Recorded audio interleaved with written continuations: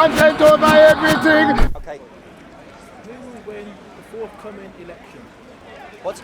Who will win the forthcoming general election? Well, that's unfortunately going to the runes, and I don't have a crystal ball. What I have is a method of analysis, but it's complicated, obviously, for all the reasons that people know. It's complicated at the moment because Brexit divided society to the degree that large numbers of people will decide their votes on that basis. But having said that, last week when I spoke, it wasn't clear that Corbyn would support the call for an election. So I was explicitly calling that he should now stand up to the right wing in the Labour Party and call an election. You know, luckily, he had advisors who had the same point of view and decided to push for the election. And you've seen what a difference it makes. On the day that the Labour Party, Halloween, the Labour Party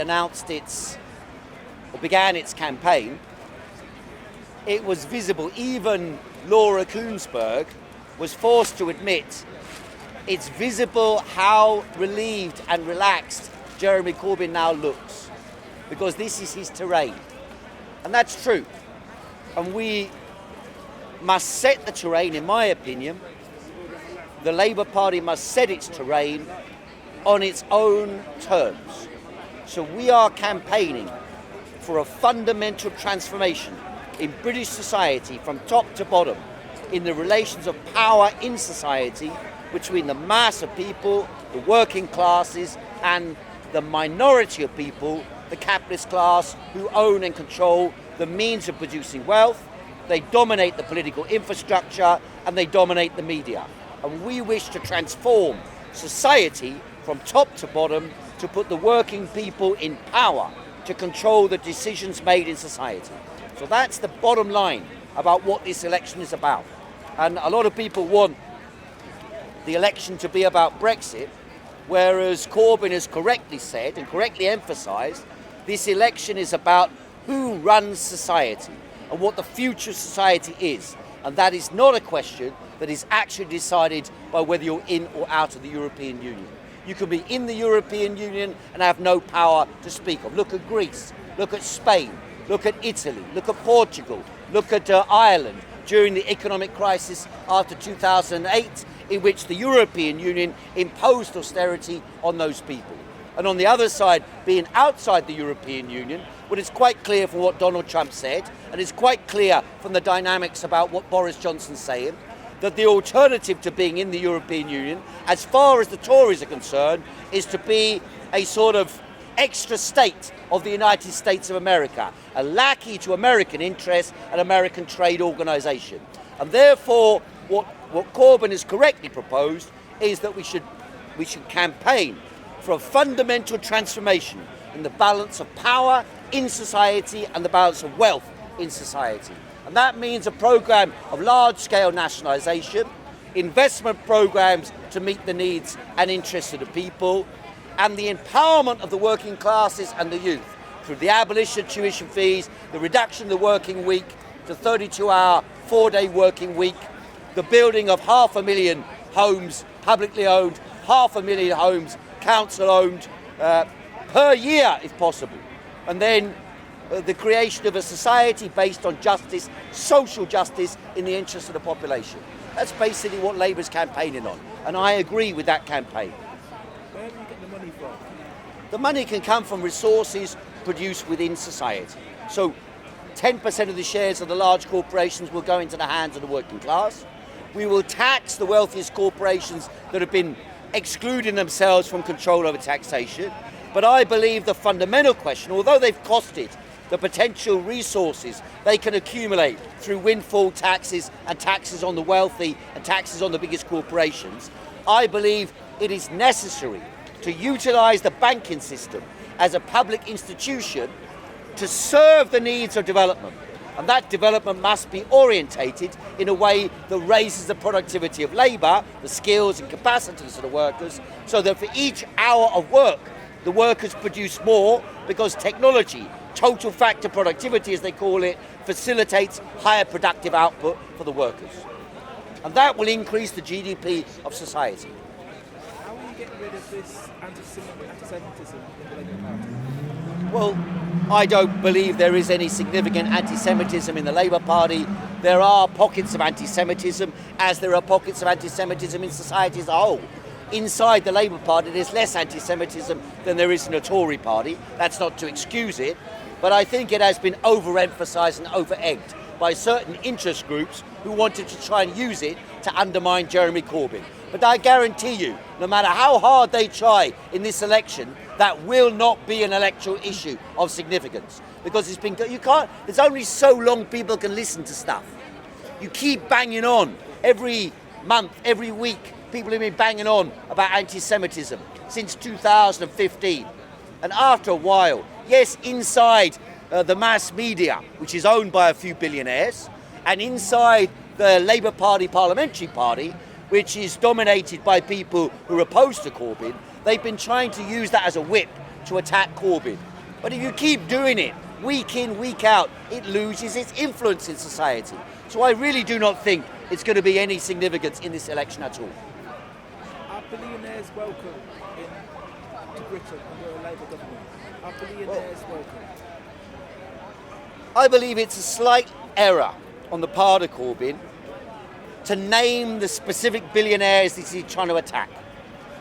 Not that it's wrong to say that they are bad billionaires, but the idea implies that there are good and bad billionaires, and therefore you welcome the good ones and reject the bad ones.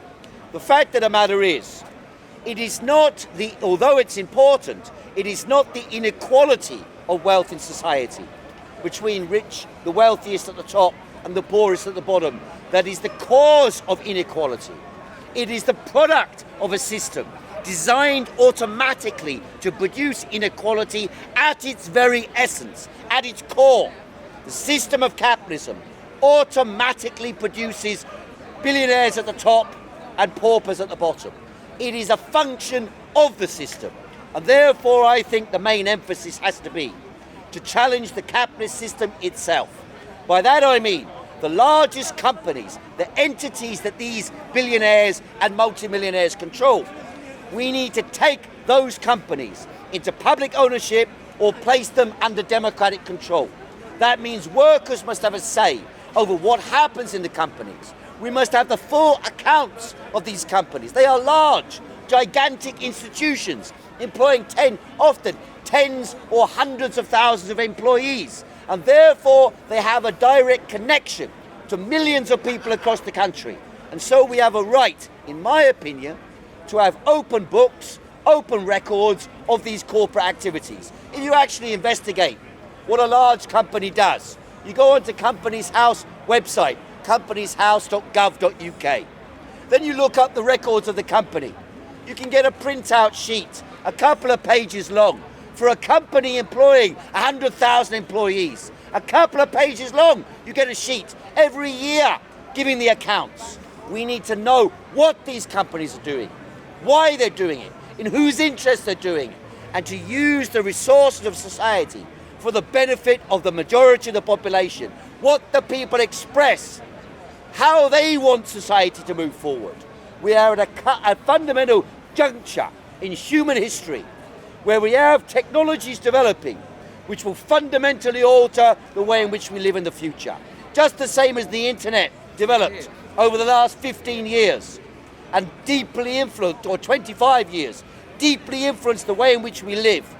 So the technologies, artificial intelligence, the Internet of Things, 5G, all these things will have dramatic impacts on our lives. And we need to be able to control these technologies rather than to have them used by billionaires to plunder the resource of the planet in the name of protecting us or helping us. We've already seen that with Facebook, Google, Yahoo. They were all exposed to be passing on your data, your information, your ideas, your skill, your work, passing it all, and your secrets, all of them passed on to the intelligence agencies of the National Security Agency of the United States, GCHQ, and the others in the Five Eyes coalition, New Zealand, Canada, the United States, Britain, and Australia. And we need to get control over the future of technology into the hands of the majority of the population. Now, there are two types of ways to do this. One is to control investment into those sectors. That means public sector investment. The other is to have security and safety and privacy for the population over what happens. Let me show you a farcical example of how this technology is being, if you like, the use of the technology is controlled, siphoned, and influenced. Every one of you, no doubt in your pocket, has got a mobile phone with smart technology on it. You can go on there and you can look up things, find out things, decide you want to buy that, decide you want to do that, give your opinions here and there, make a video on YouTube or whatever. You can communicate across the entire planet. And yet, in this election set for December the 12th, despite all the advances in technology, despite all the advances in security of technology, I have to come up to Speaker's Corner today, despite all the technology we have, and I have to give out sheets of paper that I printed out to let people go and vote.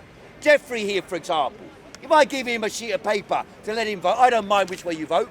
Here it is. That's your postal vote for you. Send it off. Save you going out on the day. And he doesn't even want it. Well, when a postal vote, I might think of going there myself. What if it's pouring with snow on the day? I might go, or I might Who's not. going to take you? Exactly. However, why are you not being asked to make a vote on your mobile phone? Why are we asked to wait till the 12th of December and then we go to a ballot box in a local school, cross a little piece of paper, someone sits behind the counter, gives you a sheet of paper, you go into a box in a room, you cross it with a pencil and stick it in a box? That is not modernity. That is 150 years old. We have the capacity to digitally connect every human being on earth and to let them vote on elections on the day they want an election and remove a government the day they want to remove a government and elect representatives. No, the problem is this. Once people realise how outdated the entire structure of political life is in this country, they will challenge it, and they will also ask why we cannot vote on a regular basis on a much wider issue. That's again why we are stuck in this conundrum with Brexit. One vote in June 2016, and therefore the whole country thereafter must be in hock to the decision of that date. And the government is paralysed because it can't carry out its promise to get out of the European Union by October 31st or March 31st or December, whatever it was, the date. The fact of the matter is, April, sorry. The fact of the matter is, technology has surpassed that. We can go, when I voted for the Labour leadership on 2 occasions, when I voted for Labour leadership, the Electoral Reform Commission, the official organisation in charge of checking the security of electoral processes in Britain, they send you a code, double checked, you vote online. Why should you not be able to do that in a general election? Or for that matter, in much wider local council elections? If so, why should they not be more regular? Why should the people's power not be expressed with the latest technology available to you? Because the apparatus of power is in the hands of a tiny elite who are connected to the billionaires and multimillionaires. Even though those billionaires and multimillionaires run companies that do these technologies on a daily basis and use these technologies on a daily basis in their everyday operations and in their operations connecting to you. WhatsApp, for example. WhatsApp, for example, is supposedly a secure person-to-person communication. Unbreakable at the moment because we don't have quantum computers able to crack the codes. So why can't you vote in that way as well? Why can't we democratise the entire structure of power in British society? Create a constituent assembly elected by the people to decide the fate of the country, not only about Brexit, but about all questions in society that affect the majority of the population. And I tell you this, the Conservative Party, bozo, bozo claims they can't do it. Why can't they do this? Because they want to maintain the old, cosy, elite relationships. That's where they want to go back to. Rees-Mogg and Co. Back to the old England, controlled by Etonian elites, telling you what you should do and waving whatever flag they think you're going to swing behind. If it happens to be Brexit, so be it. Bozo never used to believe in Brexit. He was a Remain MP until he thought, this is a way of getting rid of Theresa May. So then he decided, yes, I'm all in favour of Brexit. Suddenly he's campaigning like a maniac for Brexit. In actual fact, the Brexit vote, to be fair, was won by Nigel Farage. Yeah. He's the insurgent, not Bozo. But Bozo wants to make he's the man. He's a revolutionary. But he's so bloody revolutionary that he thought he would be King of England at 10 years of age, King of the world at 10 years of age. Because these people, this elite strata, and Corbyn is right on this, to make it a question, not for the privileged few, but for the overwhelming majority. That's what we need a society run for. And that reason, I believe, contrary to what they're telling you in the mainstream media, and even the bookies are telling you this, 8-1 against Labour getting the largest number of seats. 1-1 or 1-1.1 for Boris Johnson getting the largest number of seats. But don't forget this. Once the students find out, this is the new generation. There's another 3-4 years, 3 years, generations come to maturity and can vote now in this election. Once they register, it's already begun. Tens of thousands of people, young people, have registered in the last few days. Tens of thousands. I think it was 70,000 within 48 hours. Once they realise Labour stands for the abolition of tuition fees, for the advancement of the living conditions of the masses, a £10 an hour wage at 18 years of age, rent controls. Rent control, where do you need it in London? I'm young Rent. here. These are all horrible things you're talking about. What? I'm quite young. I completely disagree with you, and I absolutely don't understand. Okay, why is that? You think Why? I should vote Labour? I mean, I absolutely don't get it. Why do you think that? Well, as I said, the abolition of tuition fees, a 32-hour working week, 4-day working week. This is in Who tune. sustains that? I mean, what are you talking What about? sustains it is as each technology advances, man should be able to use the technologies I mean, to their that's- benefit. That's great. That's not what you're talking about. You're That talking is what about I'm talking higher about. Taxes. What? That's the only thing that can sustain all of this is higher taxes. Higher taxes on who? On everyone. We that's all not pay true. taxes. Okay. Are there any poor people who don't pay taxes? Yes, there are poor No, people. there aren't. Everybody pays taxes. Well, you're wrong on that. Okay. Under But how does that £10,000 a work? year, you don't pay taxes. How does that work? That's the law in Britain under I know. How does Cameron and that the Liberals. work? How does that work? You pay Okay, taxes okay. on everything okay, you I buy. assume you're talking about wages. Okay, VAT, that's true. tax. Oh, Right. VAT So poor well, people pay taxes. Well, yes, but right? I was clearly talking about wage taxes. You're talking about VAT. I'm Okay. talking about taxes in general. Everybody pays taxes. Everybody pays VAT. Yeah. So those taxes are going to get higher and higher, so that Labour can VAT keep doesn't selling. have to rise. No. Yeah, you but it can does because it's the kind Throughout of tax. the history of the 20th century up until today, governments have introduced all around the world, but particularly in Europe, have introduced sliding scales of taxation, which meant the wealthier you are, the higher the taxes you pay.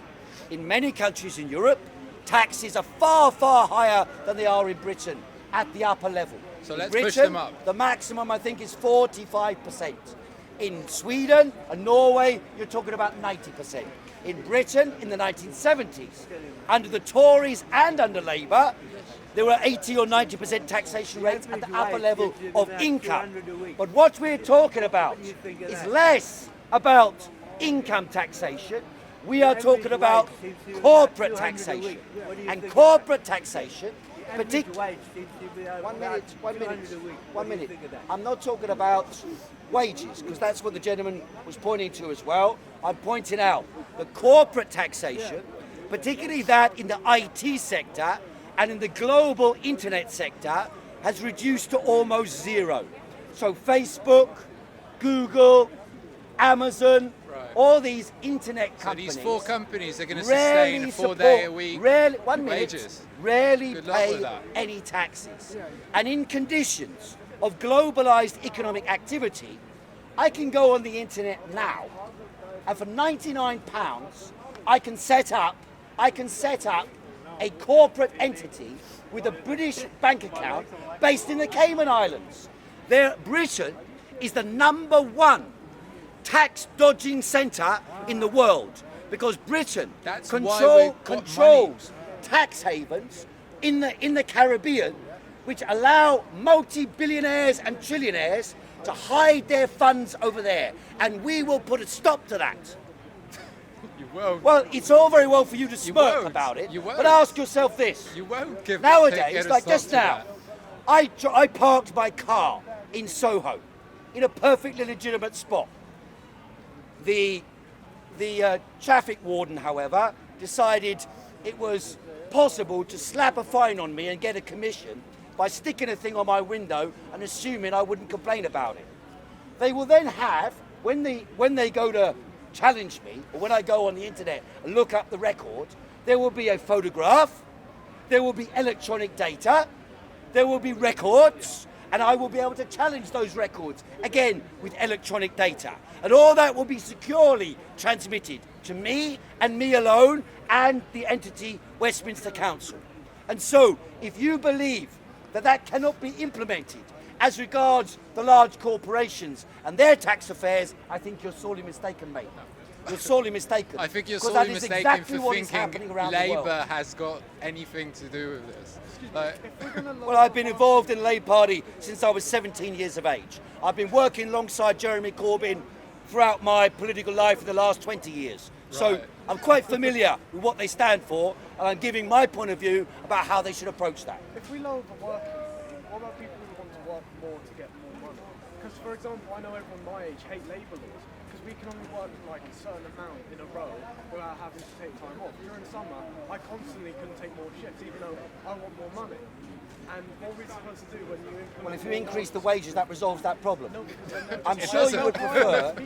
They will hire less people if the wages are higher. mate, you have to work as well, much as the Jeremy assumption- Corbyn says, not more than that. The assumption that You're you're not making listening. is incorrect.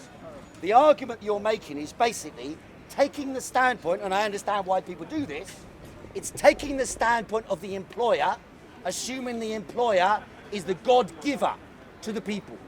That is incorrect. That is incorrect. The wealth in society does not come from the employers employing people, it comes from the workers producing wealth. That is why we are called the Labour Party, because we recognised throughout history that it's the workers, the producers, who make the wealth.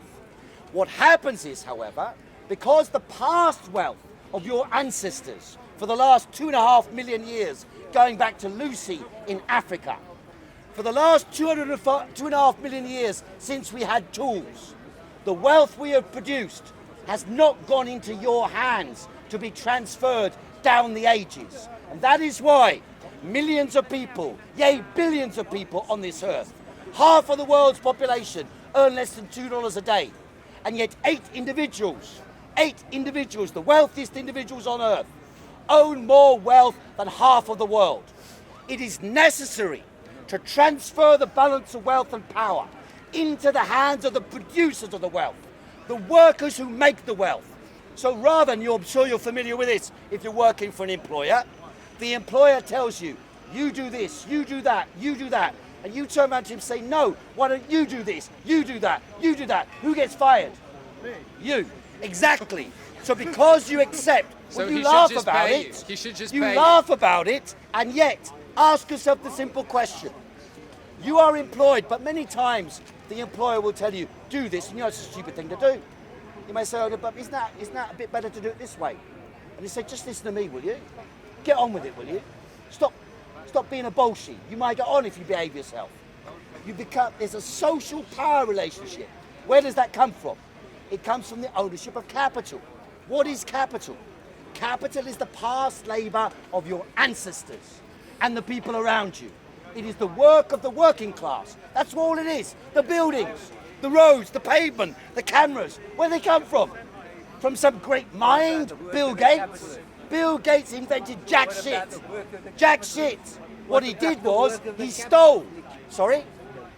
What about the work of The work of the capitalist. Well, the work of the capitalist is like any other work. You spend a certain amount of hours at work. So how can you spend a certain amount of hours at work? Who risks And capital? sorry? Who risks the capital? What is capital?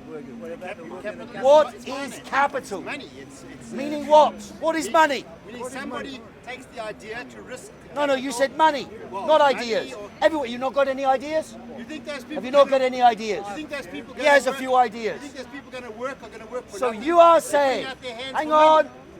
you're saying capital and ideas. The guy's got money and ideas. Yes. If you had millions of pounds, would you work for yourself or would you work for somebody else? Work for yourself. Right. So therefore, the first starting point is what? The idea? You got a good idea? You said you got some ideas. Yes. You go to the bank and you raise the You go to money. the bank Yes, the bank. and the bank says what? You get a much better job You've got a great idea. The bank says what? Do they really? Will they lend you Do the they money? really? They really do. Oh, come off it. You go to the bank, they say, what's your idea? My friend, I have run businesses and I still run businesses. But then how come you have such a perverted view of you? I don't have a perverted view. I Excuse me, see what- the what do you truth do for when what your it is. employees spit at I don't you? lie because my material interests make me So on think the I one should hand, lie. You're a capitalist, on the other hand, you reject it. Yes, I just want to know. we live under capitalism, therefore I must operate within the system. But if I wish to change society, I point out what the flaws in capitalism are and how we can change society for the better by overthrowing capitalism. What do I mean by overthrowing capitalism? Contrary to what you're saying, the banks do not lend money and the capitalists do not invest. Why do the capitalists not invest? The capitalists don't invest because the profit rate determines their investment. Not a good idea, the profit rate. If the profit rate is 30%, money goes in. What does it go into? Okay, if it's speculation of property in London, if property is going up 30%, money will flood in from every corner of the world. And so it has in the last 10 years, last 30 years actually. Money's flooded in from all around the world to create apartment blocks, to build new buildings and leave them empty. That's capitalism. Great idea. That's a perverted, Now, that's a that's fact. It's a perverted. That's fact. It just happens to be how London works. But Right. it's not the rest of the world. Right. People So build the buildings question that people is, can live in it. I said, if the profit rate is 30% on buildings to remain empty, then money will flood into that. If the profit rate is 50% on setting up striptease joints, then they'll set up striptease joints. If the profit rate is 80% on making bicycles, the money will flood out of striptease joints, flood out of house building and into making bicycles. The profit rate decides. Not your good idea. Not your good idea. You may or may not have a good idea. Do you think buildings will be built if there isn't a profit motive? I said the profit rate. Yeah, but that's just supply and demand. In actual fact, yes, If in bikes are Britain, wanted, people will build bikes. That's why the bikes are my friend, the implication is the wrong way round. The theory of supply and demand, historically, is based on the idea that demand is the driving force in the economy. In other words, I go and buy from Primark a pair of shoes, and everyone likes those shoes and goes and buys them as well, and then the price goes up because demand is higher than supply, if demand is higher than The supply. exploitation of the labour Now, to make those now, shoes. sorry? You're not worried about the exploitation of the I'll labour come to on make to that a those bit, but the gentleman here was talking about supply and demand. However, the key question is this. Who produced the shoes? They didn't know what the demand was. A Pakistani worker of 9 years of age makes the shoes and produces them, employed by an employer who extracts a surplus from that worker because he's paid £1 a day. And yet the product he produces is worth £500 a day. And therefore that surplus is extracted by various people skimming off profits along the way between Pakistan and the Primark shop in London. No way you were a The capitalist. First No way. process. No way. So therefore, You don't there, understand. in the chicken and egg scenario, there is a first in this case. And that is, you must have production for there to be supply. And you must have supply for there to be demand. That is why under feudalism, when people were tied to the land until the English Revolution, and it took a revolution to overthrow the old system Under feudalism, the people were just bonded to a fixed way of life. Work the field, feed yourself, feed the Lord. Work the field, feed yourself, feed the Lord. No profit motive. Plenty of good ideas, no profit motive. They had Da Vinci, after all, around that time. They had great thinkers around the world. But nevertheless, the society was static. That, in the last 2,000 years, that was the majority of history. So it's not an inherent genetic characteristic of man that we must make profit. It's a specific characteristic of a period in which capital accumulation, in other words, the accumulation of the wealth made by you and your ancestors, what Marx calls dead labour, the past labour of living workers. That labour is accumulated by the capitalist because of his good idea and his capital and his profit seeking. And once they have that capital, it automatically expands. Just like that, like magic. You can put the money, just one sec. You said you can go to the bank. What would the workers do if they didn't have someone? Ask yourself, I'll let you 1 sec. If you go to the bank, why has the bank got the money? That's what the bank does. How does the bank make money? how? It's capitalism. They make money on money. Sure. You put money in there, they offer you a return. So if I've got 50 billion, or if I've got £1 million and I get a 3% return at the bank, they'll give me £30,000 a year for sitting on my ass and picking my nose, right? So I don't need to do anything. And once you get to the billions, you're talking about millions of pounds a year, just to live on, to do whatever you like, straight from interest, zero work involved. So the idea that capitalism is driven, particularly in a society dominated by banks as we are today, the idea that capitalism is run by and for the interest of the people is utter nonsense. Capitalism and the political structure of society is designed to serve the wealthiest and the most powerful, and to reproduce and enhance the wealth of the most powerful. That's why they are in such a panic about Jeremy Corbyn, even though his odds in the election are poor, even though they rate only 24% going to vote Labour. You will see, as the Sorry? He doesn't understand our business. He does understand No, he business. doesn't. No, He understands it from a different direction. No, if you tax Okay, the you wealthy, tell us. if you tax the wealthy properly, then I would agree with some of the stuff you're saying. But taxing people correctly, but taking away the profit motive, taking away the profit from investing capital. Now, the key question is this. I am not advocating, and nor is the Labour Party advocating, taking away the profit motive. The profit motive can be good on a small scale, on an intermediate scale, but once it becomes large-scale capital dominating the world, it becomes a negative force. In Britain today, there are 6 million registered limited companies. Limited companies. You can look on Companies House. You can set one up for £15. Your private limited company. I'm involved with one myself. Now, once you set up a private limited company, it is treated as a legal entity, just like a human being. You can go to court. You can be charged with murder. You can be charged with corporate manslaughter. The company can be charged. The company is treated as if it's a human being, which of course is part of the mythology of capitalism. However, out of 6 million companies in Britain, registered with Companies House, 150, the largest 150, control 70% of the valuation of the stock market in Britain. They control the economy, the direction it takes, the dynamics it has, the employment rate. They dominate the economy. And these aren't free market, freewheeling capitalist companies in free competition. These are companies with oligopolistic control. Large companies that control the availability of the commodities they provide. Where do you get your information about how many companies there are, please? Where do I get it from? Yeah.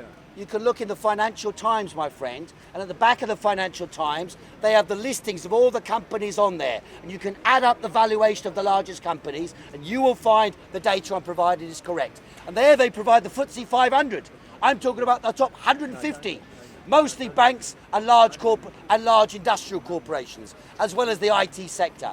They dominate the economy in Britain. And it is those companies that need to be either, one, taken into public ownership, or two, forced to carry out policies that suit the needs of the population and the demands of society as to what they should have in healthcare, welfare, education, social spending, technological development, and so on.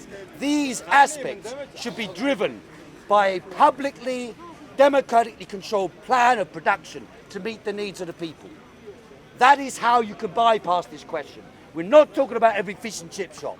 Those companies will actually benefit by having a Labour government, because they will have an increase in the wages of the workers, an improvement of the lives of the workers, and therefore a higher spending power on the high streets around the country, where if you go outside central London, you'll find every 4th, 5th or 10th shop is closed down.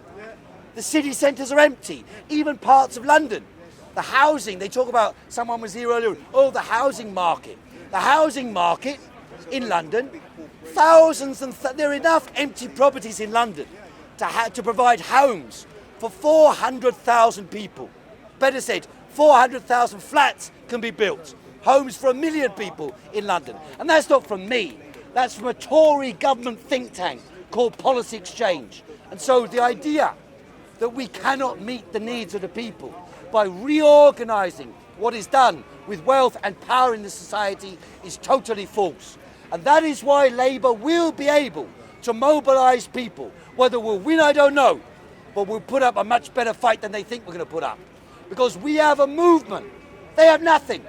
They have some MPs, some old fuddy-duddies. We have 500,000 members of the Labour Party. When the election is on, which it is now, thousands of people are turning up and knocking on doors and campaigning and getting people to register. We want the maximum turnout in the election.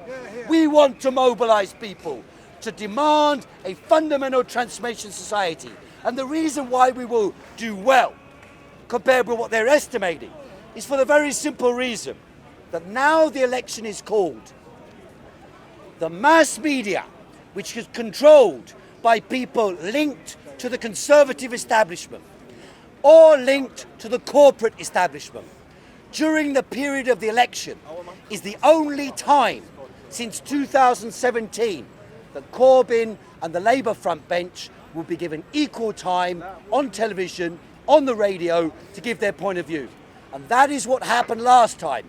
We came from more than 20 points behind at the last election to rise to 40% in the polls in 2017. If we get 40% this time, or even 38% this time, the Tories would be wiped out. So do not believe the story they are telling, that Labour cannot win. Labour can win if we mobilise the people and we get our message across. And now the establishment is forced to allow us to get our message across, because they have to pretend to be fair during the election period. But ask yourself this, what does it mean? If during an election of 6 weeks, we are given equal time on the radio and television, and we explain our point of view about Labour and capital. We explain how we will transform British society. It's not about Brexit. It's about where power lies in society. Power has been transferred. The papers are privately owned by multi-millionaires and billionaires. And we should, I believe, we should expropriate them. Expropriate them. And create mechanisms whereby the mass of the population are given access to large-scale media to shape the dynamics of society. So the workers in the large companies are able to democratically participate in deciding what is done with the companies, what is done with the resources, how we plan for the future of society, what technologies we will use, how our privacy will be secure, how future electoral democracy will be organised to improve the lives of the people. And God knows it's not a national question. These questions are global questions. Look around the world. In South America, you have Ecuador, Uruguay, Chile in uprising taking place. In Bolivia, an attempted counter-revolution organised by reactionaries from Washington. Donald Trump, if he was so sure Boris Johnson was doing fine, why would he possibly intervene in the British election? Breaking all historical precedent by standing up and saying, do not vote for Jeremy Corbyn. But I tell you this, there is so much, so far you can go with attacking somebody. And God knows, every one of you who knows anything about British politics will know. Corbyn is the most maligned politician in British history, modern British history. And yet, the very nature of this attack, the very nature of the virulence of the establishment, of their hatred, of their anti-Semitism smears, of their slanders and lies, of their internal attacks inside the Labour Party, the very nature of these attacks inevitably left people questioning, is it really true what they say? Is it really true? At the moment, all the opinion polls show Corbyn is down, no one likes him, no one can stand. They go around to northern constituencies, they interview a Labour voter. No, I'm not voting Labour with that Corbyn guy. They say that, and then they think that's how things are. That's how it remain. No.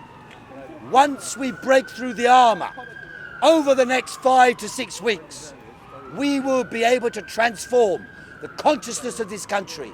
And we are the only force with 500,000 members to knock on doors, to contact people, real human beings, not Facebook, not the mass media, real human beings talking to you, to convince you and argue. View on Labour? Do you think there'll still be a Labour Party? What about the historical view on Labour? Do you think there'll still be a Labour Party? Well, Labour, for the first time in my living memory, is now a Labour Party, or the beginning of one. And it can become a genuine mass Labour Party if the workers and activists get involved. 1, to get the election done. 2, to transform society, involving the mass of people in reshaping the balance of power between the working class and the capitalist class in society. Not only in the workplaces, but in the communities and in the nations of the country. I believe we need, as Labour Party policy says, a constituent convention, a convention of the nationalities of Britain, to democratically determine the fate of the country, to bypass the question of this Brexit referendum and go to the core of the problem. What is our country, and how do we relate to each other within this country? That we can decide peacefully and democratically. Be more like Democrats in Sorry? America. We don't think there'll be a Labour Party, but you think it'll be more like the Democrats. Well, I think it used to be like that under Tony Blair. It's no longer like that now. Because, as anybody knows who's followed politics in Britain, the Labour Party MPs did not want to call an election, most of them. They were scared last week. They were pressuring Corbyn. And I stood up here last week appealing to Corbyn to break their ranks and fight himself. And to be fair, he has done so. And it's right, his instinct is right. Only by standing up, by fighting, by standing up and standing for your principles, then people will listen to you. And Bozo has claimed he's got principles. He's got no principles.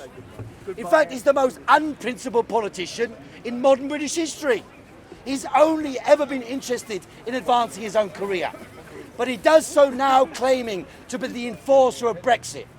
But the problem is, as the election discussion continues, people want to discuss something other. After all, if there's one thing that is true, everyone in Britain is sick to death of hearing about Brexit. And that will play to our advantage.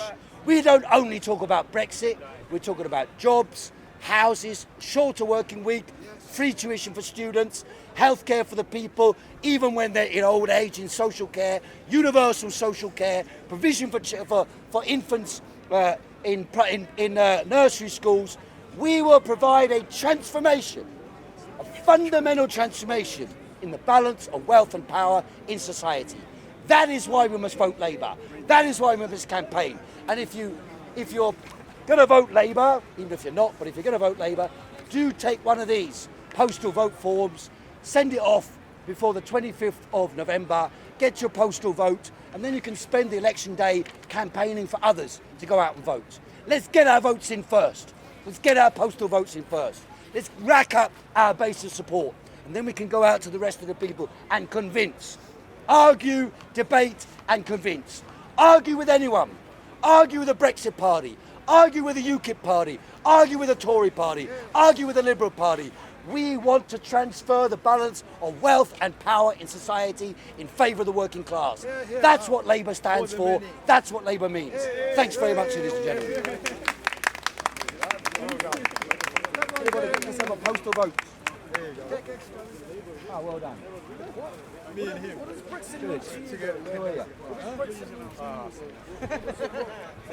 Is it in line with what Jeremy Corbyn thinks about Brexit? Well, as far as Jeremy Corbyn's concerned, this should be decided by the people. So, I mean, I wouldn't have done that. What do you think I should would. be done? Well, the people voted for Brexit. Therefore, people are saying you must leave. In my opinion, it wouldn't have made any difference had we left or not on the 31st of October. But there are arguments about where the dynamics of society are going and about the political structure in Britain, and therefore, you know, what basically Labour have said is they'll go and negotiate a deal. They'll come back and say, do you want that deal or the other deal? That's it. In Or to Ireland, remain. they had a referendum a few years ago, something to do with Nice. So, I don't know, and they had people didn't agree or something. Yeah. Well, often it is the case that these big institutions have tried to force new elections to transform. I don't mind if people, if Britain leaves the European Union or not. I would prefer we didn't, because I think there were some quite good rights in European Union, right to free movement and so on and so forth. But if we leave the European Union, so be it. We have also declared at the Labour Party conference that we're in favour of free immigration, and therefore it won't stop anyone from coming here, right? I mean, it's better than having them coming here like the Vietnamese over there, coming here in a bloody lorry, you know, and dropping down dead. What for? They're going to work in England anyway. The people in England are going to their nail bars. The people in England are smoking the skunk that they produce. And therefore, there's not a problem with these people coming in. If you have billions of people, it's a different matter, but we don't. In fact, sometimes we have a large exodus of people, always because there's climatic issues and there are job issues and, you know, there are jobs around the world that a lot of British people want to do. And then we invite people from Canada and Australia and God knows where else. As a British citizen, I feel like really embarrassed about what's going on in Parliament at the moment. I feel like we're being like led astray and kind of made to feel confused. Because always there's new terminologies in like politics that I don't even understand. I'm getting to learn about. If you can't really understand it, Brexit. 99% certain it's bullshit. That's the bottom line. Right? Just sophisticated bullshit. Almost certainly bullshit. All these new But terminologies. what it is, learning don't about forget, every day. these people, they get trained up in Eton, Oxford, Harrow, Cambridge. Then they go, often they go a largest percentage of any employment for MPs is barrister. They get themselves a job in the courts. In the courts, my lord, blah, blah, blah, such and such and such and such, in 1622 said this. And then, my lord, the other one jumps up, my lord, but such and such and such and such said this. And then they bow down, like, just say the same as Parliament, when they leave, Parliament leave like that. You know, it's a facade. It's a pretense as to how the ruling class debate their organisation of society. What we need to do is break that down. There is a fundamental division in society between the workers and the capitalists. And that's manifested. The Parliament, until now, has been the institution of capital. Even the Labour Party was controlled by capital. Now Corbyn is in charge of the Labour Party. When Tony Blair was Yes, like that. it was just an instrument for the billionaires. new Labour. That's right. That's Blair right. was And you knew that. You didn't have to listen to his words. You knew it automatically, right?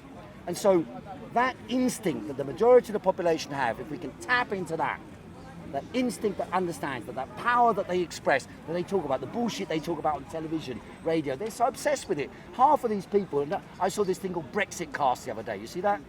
We're going about it at the BBC for ages. Brexit Cast, ha ha ha ha. How clever we all are. They've got a lot of pundits with Laura Koonsberg. And then when you see them talking together, the last thing they want is Brexit over. Because these people have made a fucking career out of talking shit about Brexit, right? Talking shit until your ears are full. You can't even hear anymore and you want to punch the first person who says it. We need to transfer that whole question and get on to the question about transforming society in the interest of the majority. That's what we have to do. Fuck Brexit in that sense, you know. You know, the referendum was done about 3 years ago, just after when David Cameron stepped down. What's your feelings about, David Cameron? Do you think this whole thing was in the plans, in the making for a long time before him? The whole of the Brexit discussion is and that's why, again, you can't blame Corbyn for it. It's entirely a conflict inside the Conservative Party. The Conservative Party has two wings, which represent the two wings of capitalism. Capitalism has an international global type layer, like the leaders of Google, Facebook, these type of people, who've got a global ambition and global connections. They can still be based in a country, but they've got global activity, right? And then there's companies that are British-based, and then there are interests, lords, ladies, who've got landed estates and interests. And those Tradition people, and yeah, that's right. And those people are more tied to the old order. They think they can control British society better if it's internally controlled. And you know, you bow down to Boris Johnson. He's your better. He's a clever lad. Or Jacob Rees-Mogg. He's like an old landed aristocrat. He'll look after us, won't he? He's a kind kind of guy, even though he's a bit of a Tory. You know, ha ha ha. We can have a laugh with him. And so, this type of mentality is associated with the nationalist capitalist class. And it's, of course, the process is international. What we're seeing in Trump in America, in Bolsonaro in Brazil, Is he in not Modi here in in London, India. or is he not coming here? I heard he's coming here. No, but it's the same process, that's what I mean. So even though they make out it's Brexit, actually it's the same thing in America, same thing in India, same thing in Brazil. It's exactly the same dynamic, because underneath it lies a conflict between two wings of capitalism, the globalist wing and then the nationalist wing. And these two wings of capitalism are split in the Conservative Party. So it's nothing to do with Labour then? It's like nothing to do with Labour. Labour, that's why Corbyn was right. He didn't do it fantastically, but it was very difficult. Right to say, whether you voted for Brexit or against Brexit, you can come together and we can fight for the same things. Because ultimately, that's not the issue. The issue is not, are we in or out of the European Union? That's a state relationship with another state. It's what is our society like, and how does that relate to other societies? And that's how we have to structure how it. we can make it better. If we make our society better, then other societies can emulate that and pick and choose from what we've done to facilitate. Yes, to facilitate change in society. Better for the many. You know, and there's a lot of, whether you agree with the climate change protesters or not, there's a lot of issues which people globally understand. Poverty, disease, illnesses, and we know, why are we concerned about it? Because we know we have enormous capacities, unheard of in history. I mean, I took a walking tour this morning with a group of neurologists from King's College, all researchers in neurology, all PhDs and so on. They can use parts of the skin to regenerate parts of your brain, to produce neurons that will grow inside your brain and replace worn out neurons. In other words, and there was an Indian guy I met a couple of days ago, he's a multi-millionaire. He says to me, I recently met with someone who's a physiologist, and he says to him, the wealthy people in 30, 40 years' time will, he used the word live forever. Yeah. But it's not quite true, live forever, but they may be able to live for 500, 600 years because we will be able to replace the organs within the body that degenerate. And therefore, it's possible that human beings will live for much, much longer than we, but only the wealthy will have that. Even before that, I've been seeing programs about genetic modification. So even before you're even born, they've created the perfect you. But then it might not be perfect because there's a reason why. Perfect me? Of course it is. Anyway, that's another debate. Pleasure, mate. Pleasure. Yeah, thank you. Yeah. Pleasure. Corbyn came to encourage Watford Labour, encourage us to go door knocking. Okay, and how's the response been? It's encouraged.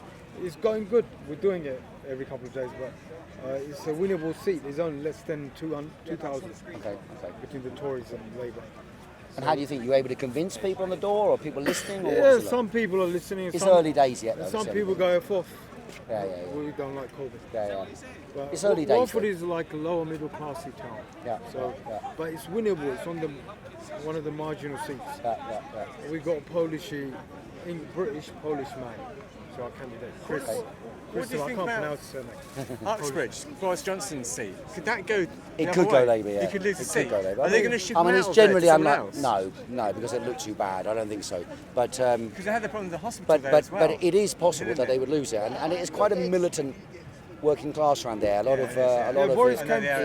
of immigrants from India and Pakistan. And that sort of thing. Southall's there. Sikhs are dominant. The other thing you mentioned. But we'll see. I mean, that's very difficult to unseat the sitting prime minister, but it's possible. The interesting thing you mentioned about in your speech is about people with so much money they invest it. They don't work anymore. They just live off the investments. Well, they don't have to. Yeah. Coots. They don't accept personal business, personal accounts from them anymore. They only accept business accounts because their money is a business in its own right. Yes. It basically generates interest, which they then their account basically pays their money to live off. Which is a perfect example because you know how much money you need. I don't know how much money you need. It's a lot of money you need to open a Well, there's a phrase from Bertolt Brecht in one of his plays. He says, what is a greater crime, to rob a bank or to found a bank? And it's self-evident the answer. The founding of banks and the power of banks is the dominant characteristic of global capitalism today. And that has to be broken. And there's an easy way to do it. Take them into public ownership. They're just banks. This is a movement of capital, a movement of money. And then you can flow resources towards the direction that the people require. That's the same thing with that. It's exactly the same thing that's happening with property. It's exactly the same. Property is a big scam as well. That's why again, Labour Party policy on that is quite good, because they say, look, just the same as you had, you know, right to buy for the council tenants. Well, now you can have it for private tenants. Give them a discount connected with the rent they've been paying. Connected with the bloody rent they've been paying for all the years. And how many parasites in Britain now live? I mean, it's like layer after layer after layer of parasite within the housing market. So you've got the big banks, then lending out, different entities doing the lending out, all getting cuts and commissions. Then the stupid estate agents making money on sales. Sorry? Property's become a form of capital. It always has been a form of capital. Well, of course, but it's a nonsensical capital, because it's just ultimately it's just a pile of bricks. It is, and that's the delusion, and it fucked up a lot of people's minds, because they all thought, oh, this pile of bricks is some revenue generating. They thought their pile of bricks was an ATM. You know what I mean? You could borrow money on the basis of the bricks. It's just a pile of bricks, degenerating all the time. My problem with the right to buy is the fact that they didn't put the money back into investment. That's right. Exactly. There's no wrong with it. Someone in their own house. Exactly. If you use those resources for investment, for new housing, that's the issue. A lot of rich people have used the housing benefit to get themselves. Because I remember being in Pimlico, there was a sign on the window. It said 2-bedroom flat, £700, 3-bedroom flat, £900. I thought, I phoned up. This was a few years back, before the law changed on this. I phoned up. I said, what's the 2-bedroom flat?